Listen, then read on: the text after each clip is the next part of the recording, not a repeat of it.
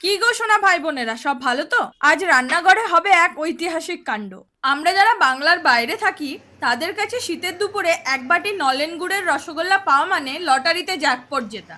বিশ্বাস করুন, এখানে নলেন গুড় জোগাড় করা আর মঙ্গল গ্রহে জল খুঁজে পাওয়া দুটোই প্রায় একই কাজ। তারপর যদি শহরটার নাম ব্যাঙ্গালোর হয় তাহলে তো কোনো কথাই নেই।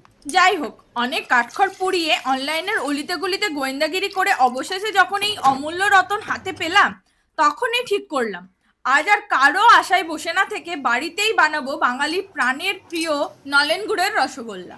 তবে যেমন তেমন নয়, একদম ময়রাদের গোপন রহস্য। তো চলুন আজকের মিষ্টি অভিযান শুরু করি। প্রথমেই ফুল ফ্যাট দুধকে টকবগিয়ে ফুটিয়ে গ্যাস অফ করে দিন।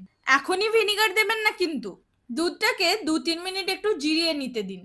এবারে জল আর ভিনিগারের একটা মিশ্রণ বানিয়ে অল্প অল্প করে সে মিশ্রণটা দুধে দিয়ে আলতো করে নাড়তে থাকুন। দেখবেন কেমন জল আর ছানার পাকাপাকি ডিভোর্স হয়ে যাচ্ছে। এবারে পাতলা কাপড়ে ছেঁকে নিন।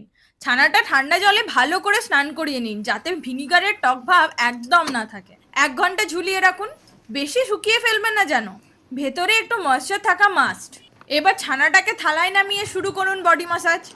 হাতের তালুতে দিয়ে ঘষুন আর মাখুন।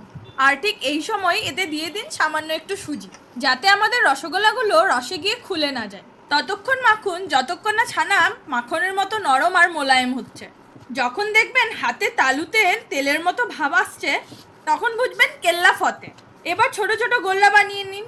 মনে রাখবেন ছানার গোল্লাতে যেন কোনো ফাটল না থাকে, না হলে রসে গেলেই ওরা লজ্জা পেয়ে ভেঙে চুরমার হয়ে যাবে। এবার কড়াইতে রসের পালা। দিন 2 কাপ চিনি, 2 কাপ গুড় আর 10 কাপ জল। এই অনুপাতটাই হলো আসল জাদুমন্ত্র। রসটা হবে পাতলা, ঠিক যেমন আমাদের মেয়েদের পেট পাতলা হয়। গুড় চিনি গলে গিয়ে যখন টকবক করে ফুটবে, তখন আমাদের ছানার গোল্লাগুলোকে সাবধানে ছেড়ে দিন। এবার আসছি ময়রাদের সেই আসল রহস্যে। এই যে ফুটন্ত রস, এর ওপরে ছড়িয়ে দিন 2 চামচ রিঠা ফল ভেজানো জল। আমি রিঠা ফলগুলোকে সারা রাত ভিজিয়ে রেখেছিলাম। না না, ভয় পাবেন না, এটা শুধু সেই দোকানের মতো সাদা ধবধবে ফেনা আর স্পঞ্জি ভাবটার জন্য। দেখুন, রিঠার জল পড়তেই কেমন ফ্যানার চাদরে রসগোল্লাগুলো ঢাকা পড়ে গেল, ঠিক যেন শীতের সকালে কুয়াশার নিচে শহর ঘুমিয়ে আছে। এই ফ্যানার চাদরেই ওরা সেদ্ধ হবে আর ফুলে উঠবে। মাঝে মাঝে একটু গরম জল দেবেন, ঠিক যেমন ঝগড়া থামাতে মাথায় জল দেয়, যাতে রসটা ঘন না হয়ে যায়। মিনিট 20 পর একটা রসগোল্লাকে জলে ফেলে দেখুন, যদি সে তলিয়ে যায় তবে বুঝবেন যে মায়া ত্যাগ করে পুরো সেদ্ধ হয়ে গেছে। এবার গ্যাস অফ করে দিন, আর ঠিক নামানোর মুখে ওপর থেকে ছড়িয়ে দিন একটু কাঁচা নলেন গুড়, যাতে গন্ধটা একদম টাটকা থাকে। এবার ঢাকা দিয়ে দিন। এই গরম অবস্থাতেই ওদের রসে মজে থাকতে দিন কয়েক ঘন্টা। দেখবেন গুড়ের স্বাদ আর গন্ধ একদম রসগোল্লার হৃদয়ে পৌঁছে গেছে।